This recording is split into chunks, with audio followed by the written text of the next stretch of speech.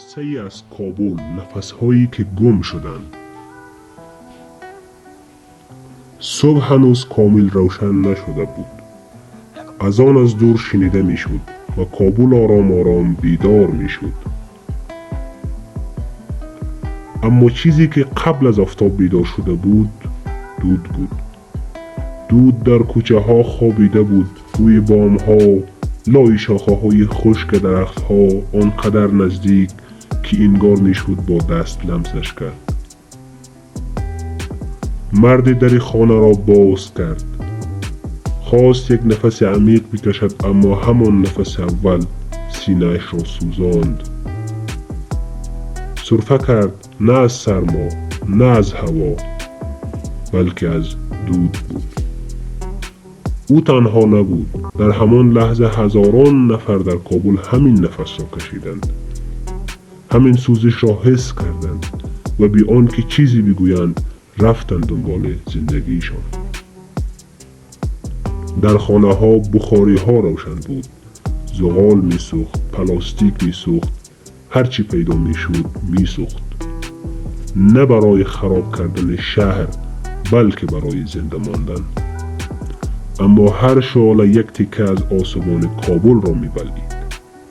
در جاده ها موترهای کهنه دود می کردند. دودشان بالا نمی رفت، بر می گشت. می نشست روی صورت رهگذرها و آرام آرام وارد ششهایشان می شد.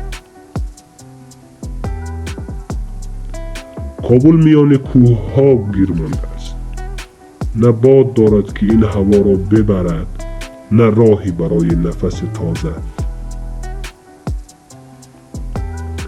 اما خطرناکترین بخش این قصه چیزی است که دیده نمی شود.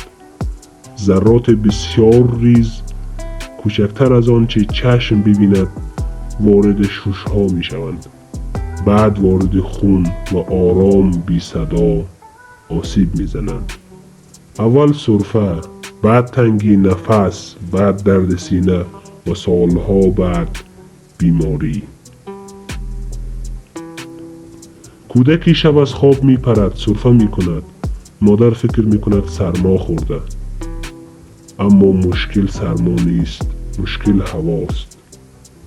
پیرمردی روی بام می ایستد، می خواهد نفس عمیق بکشد، نمی تواند.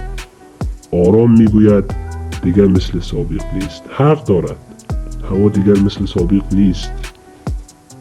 مردم هرچی از دستشان برمی آید می کنند، ماسک می زنند، کمتر بیرون می روند، کلکنها را می بندند، اما هوا راه خودش را پیدا می کند. با همه اینها کابل هنوز ایستاده است، با سینه های خسته، اما با امیدی خاموش نشدنی. این قصه هنوز تمام نشده، پایانش نوشته نشده. پایانش به ما بستگی دارد، با اینکه بی تفاوت رد شویم یا اینکه تصمیم بگیریم نفس این شهر را پس بدهیم.